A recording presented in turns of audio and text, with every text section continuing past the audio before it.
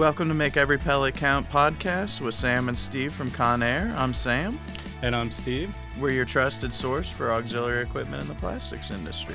Today we have Jeff Kranz joining us from Phoenix Packaging in Bloomington, Indiana. Welcome, Jeff. Thanks for joining us. Thanks for having me. So could you give us a little background on yourself to start? I am from Erie, Pennsylvania. Joined the military as an aircraft electrician, and was on active duty for 8 years, and then went in the National Guard to continue that. When I came into civilian life, I attended College of DuPage in Glen Ellen, Illinois, and that's how I converted my military electrical background to more of a manufacturing electrical background. And originally started out in the industry at Phoenix Packaging. It was called Phoenix Closures at that time, years ago. I entered as a mechanic, but still, it's kept enhancing my skills, through COD and Northern Illinois University. And been here off and on. I've left the company twice and came back, but always stayed in the plastics industry. And then returned to the company. I've been here for a total of 25 years and worked my way up from, the maintenance technician to supervision to department head and into engineering as a plant engineer. And now I am currently in the engineering manager's position here at Bloomington. Can you talk a little bit about some of your responsibilities in your current role? At this plant, I was involved with site selection. So when it came time for the company to have a growth, we came here, and I actually found this property by accident. We were looking all over the country, and a little accident had put me on a diversion, and I passed by this property and immediately kind of slammed on my brakes and pulled in, and that's what started the process. And originally we were a backup bidder. The property came back on the market by some miracle, and we ended up getting it. And we were going to sit on it for many, many years. Then COVID came around, and we went for the design build, and I oversaw the construction of this company. Of this particular site, and the stand up of all the equipment, and oversaw the installation. And now we are in the CIT process. I've done this 3 times with the company. So I've done it at our Port Iowa plant. I've done it at our Tennessee plant, and actually 4 times, our Greencastle plant, and then now this plant. So it's kind of been my role. I stand up plants, and then by the time I get them filled up and going, it's time to build another one. We seem to have a growth spurt about every 5 years on average. But COVID was a pretty big spurt. Oh, that's so great. That's been my responsibility up until now. That's great. Thanks for that background. Yeah, thank you, Jeff. You did mention Phoenix started out as Phoenix Closures. Can you give us a little background on the company of Phoenix Closures and Phoenix Packaging and how it all came to be? Well, originally it's a family-owned company since 1890, and the Giles family has been primarily involved in closures, CT closures, and that's been our primary focus for many, many years. This generation of the brothers that currently run the company as co-presidents, have really pushed us into more of a packaging sense, as far as even into the legal marijuana industry, the flip top industry, dispensing caps, CRCs, which is the child resistant closures. So we've really spread our wings as far as product offerings, which made us change I would say probably 5 years ago, we changed the name just so people didn't look at us as a closure company. They looked at us as a packaging company, a partner in that. We've partnered with many bottle manufacturers, so we're able to offer complete packages. So really the name change was to reflect how we expanded our product line. Oh, that's great. Thank you. Can you give a little bit of background on what the company culture is like at Phoenix Packaging? It's a great culture. We're very family oriented and employee oriented. We have a great benefits package. Um, we work as a team, even though corporate is far away, but I think we have a good communication channel. We'd like to invest our money um, back into the company. We'd like to invest our money back into our employees. Um, we always join the economic development corporations, and we like to be involved in the community. The company even offers volunteer paid time hours to go out and volunteer in the community as well. So, and we offer matching contributions for any donations that the employees would like to make. Yeah. So, it's a great company. Yeah, that's great. I was going to say you covered a lot. Out of all of that, what do you think you like most about working at Phoenix Packaging? Yeah, I think I like they're always trying to improve. We are not afraid to go out and look at new technology and bring it in if it makes sense. And they always reinvest in the company. Everybody is now, is struggling with employees, especially with younger employees. If you're trying to go into the schools and attract people, 18 and under being some of the smallest part of the distribution curve of population, we're all struggling for that resource, whether we're manufacturing, colleges, police forces, construction, even the military.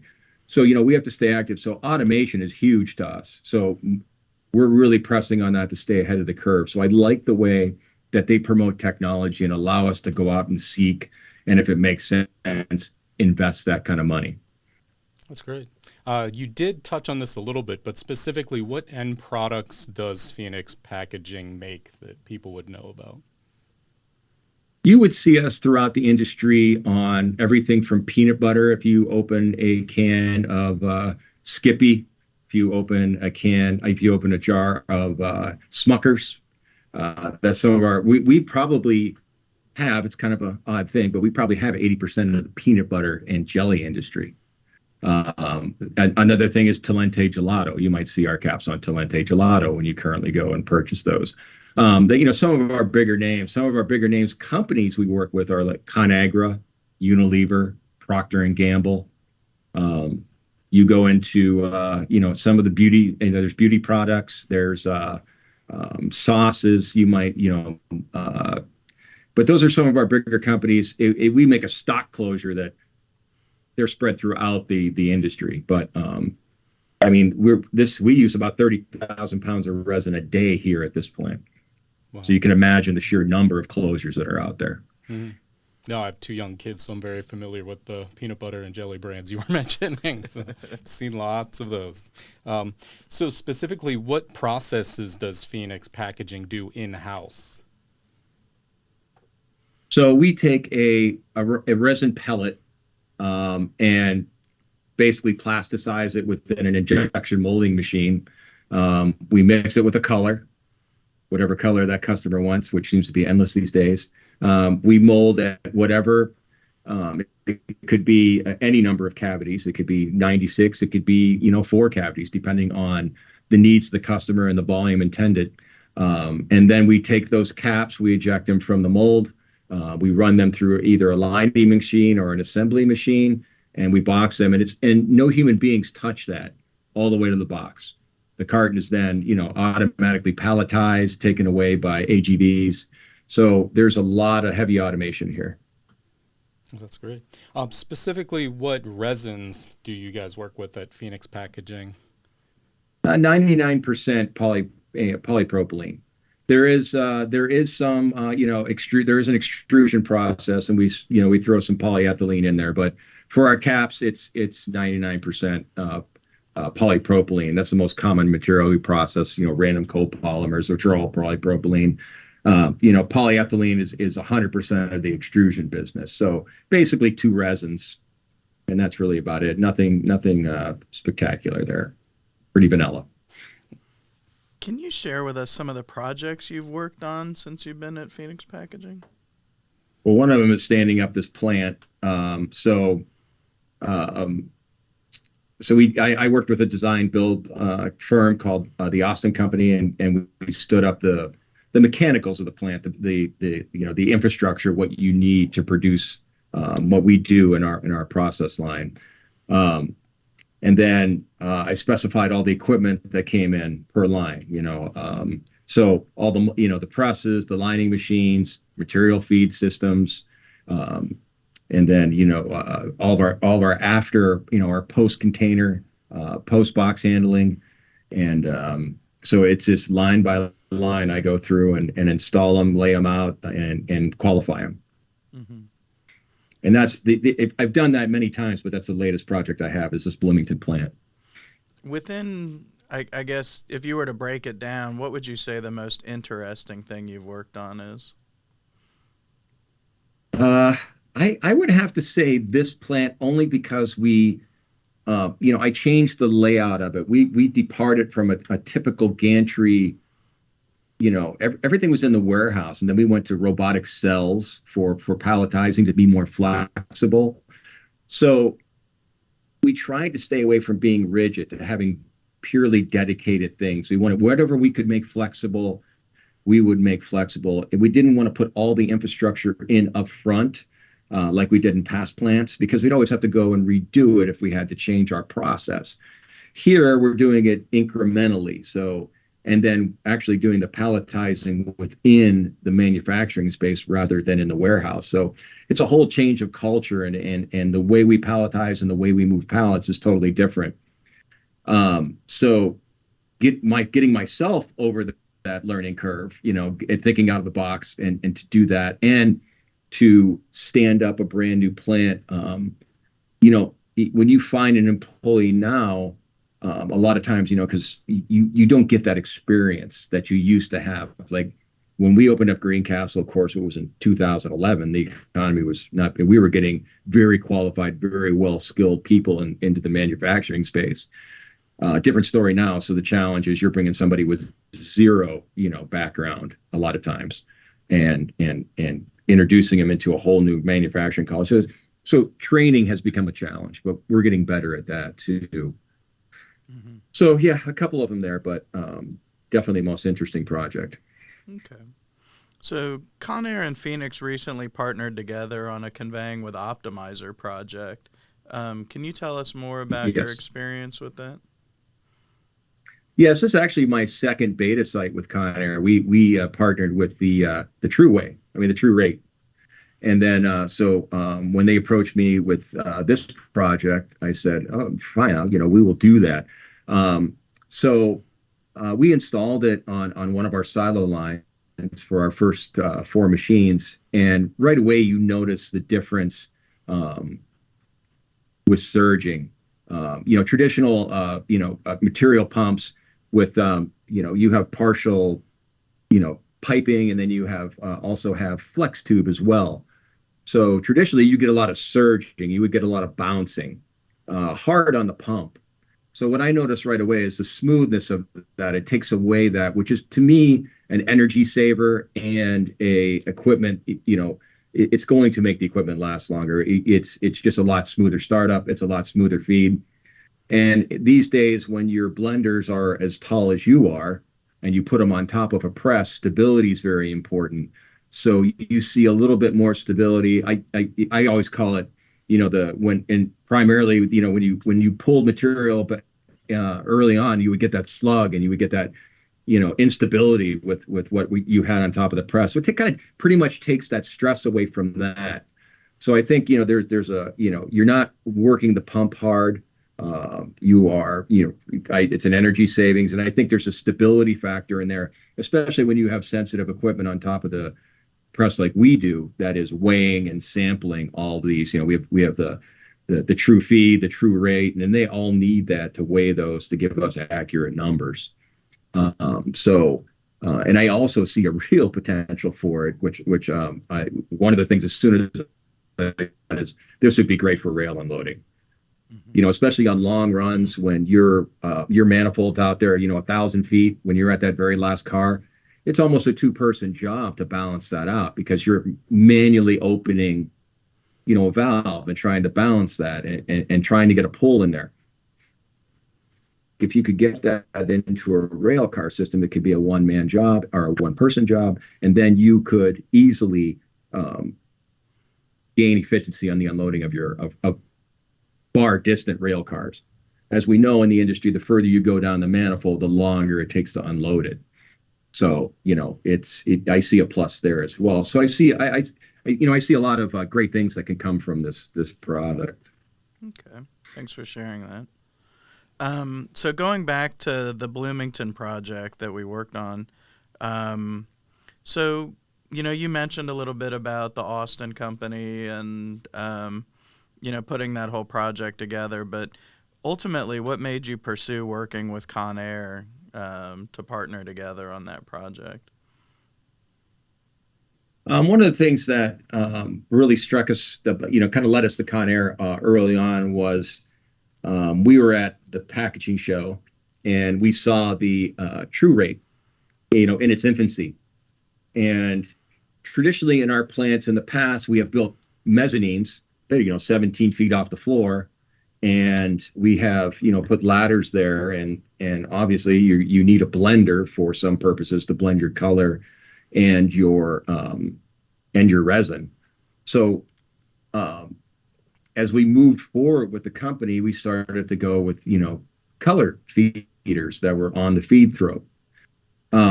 So you had a blender up there it was a very expensive piece of equipment that all it did was weigh virgin resin. So when we saw what Conair had, hey, we can get rid of that mezzanine and move this down onto the press and save steps for the people. Everything was line of sight. So everything was done at the press. Before, when you had to do, resin changes or something happened with the resin system, you would have to go up on this mezzanine. And meanwhile, the rest of the process is being ignored.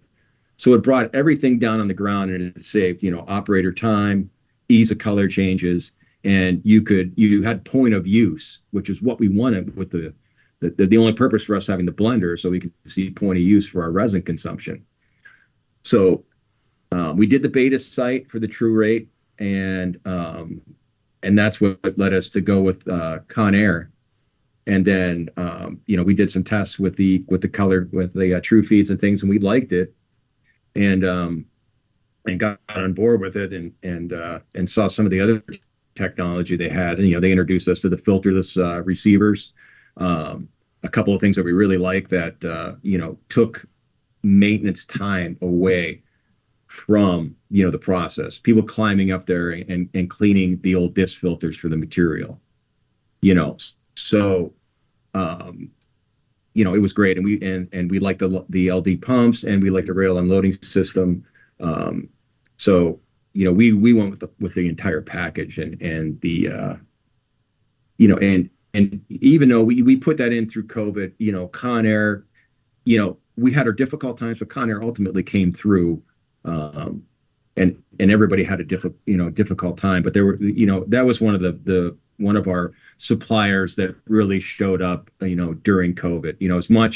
As much as we struggled with silos and things, they kept us in the loop. They didn't think that bad news got good with, better with time. They really just came out in front with us and told us everything. And we were dealing with a lot of vendors, but I thought they were professional, and the service was good, and made it through all of our frustrations and rough times that COVID presented. But in the end, we got a great product running. You wouldn't even know it was there. Yeah. And that's a good thing. That's great. So if you reflect back on the project, and now you've lived with it for a little while now, would you say that your goals were achieved, and could you identify some of those goals that you had? Maybe going into this, you mentioned driving by just an empty lot, and I'm sure you had some visions for what you would have hoped to achieve, looking at that empty lot, and now, you're sitting in an office in that building. Kind of what were your goals early on, and did you achieve them? Or, I guess, can you kind of go through that? I believed, we achieved our goals. We're still not there. I would say we're 80%. And I think most of our goals will be, it's a relearning process, right? So we're doing things differently. So as we had such a slow startup, October of last year, the industry generally had a big drop off. So one of the challenges was we're running one or two presses to keep everybody occupied. Then all of a sudden, we're running, 80% of the machines out there. So having everybody understand their workload and responsibilities is probably where we're not quite there yet, and we need to go back and tune everything up. But for what I foresee in the future, I think that all the goals were met, and I think that we would continue on the same path. We would repeat these cells. We've been over the learning curve, so our next expansion we have 430,000 square feet, so we have at least one or two expansions into this building. So you're just repeating the same footprint. So I believe that I feel like I have done a pretty good job. Nobody gets it at 100%, but I'm going to say, we're going to hit 90%. There you go. I'll take that. In regards to the plant setup, can you give us an idea of the project management style at Phoenix? That in the past 3 to 4 years, we've really been focused on project management. I'm one of the people, I actually have a CAMP, a Certified Associate of, should I say CAPM? I always get that. I always want to spell it as camp. Certified Associate of Project Management, and we have a few PMPs. So that's how it kind of, started out. People were landing. We didn't really have the structure or the software to bring all that knowledge in and put it through a template and go, here we go. So, now we have a platform, a project management platform we call Rise PM. We have templates, so we would take. We take an NOS, a new opportunity sheet, we score it, and it makes it become a project, and then we pull it down through, and checkoffs and sign-offs. So we have a very effective project management program as far as the engineers have really been brought on board, and the reason why we did this is to realize our workload. People would just throw things. Okay, we're going to do this, we're going to do this, we're going to do this. And they weren't necessarily good projects. So now through project management, we now score that, and then it goes into the project management system, where we actually have capital for it. It's not just I dream of this or something willy-nilly over here. These are actual.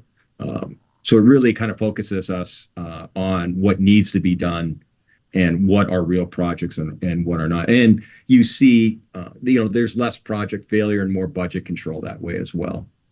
Yeah, that's a good so that's that we have I think we have a great project management platform, honestly. Oh, that's great too. In regards to the stages of the projects, can you walk us through how they progress? They'll go through, if it's a new product, a new customer, we will bring in an NOS sheet, which is a new opportunity sheet. We'll look at that. They'll go through specifications on the caps. And then before it even comes down into the plant, my level, where it actually becomes, where you order actual capital equipment, there would be design specs, customer approval, CapEx approval. Now you have funding, and then you build your tool if you need to build your tool, and then it comes down to me where I specify equipment for it. Hey, I have this cap. We specify equipment for it. Once the equipment comes in, we go through the installation process. So we go through, once it becomes a project, you go in. We do the initiating. We conduct our the project management program. You initiate, you monitor, you actually do the project, you monitor, control, watching your budget, and then project closure. That is what we do. And even before, initiating is the most important stage. So that's where we get our specs and where we gather our customer requirements and get the design right. We have 3D modeling. We have all kinds of things that we can get that cap right before it goes down and before it gets, a tool ordered. Oh, that's great. Yeah, I was just curious how it goes from initial scope all the way down to the full installation of the equipment. So pretty much answers all my questions around that. Thank you. Mhm.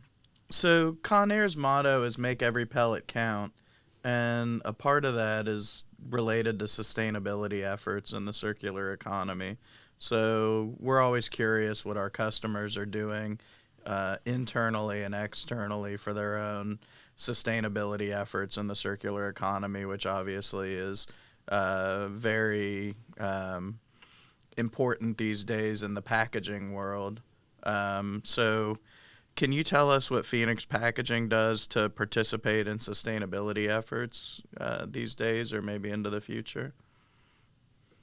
Well, in the past we have lightweighted a lot of our products, so we have taken much of the plastic out of the product, but we're at the point where you really can't go any further because you won't have a good product or a sustainable product or a stable product.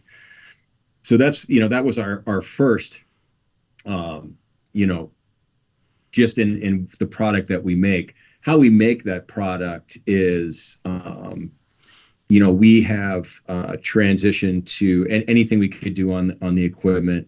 Um, we don't hold on to machines, that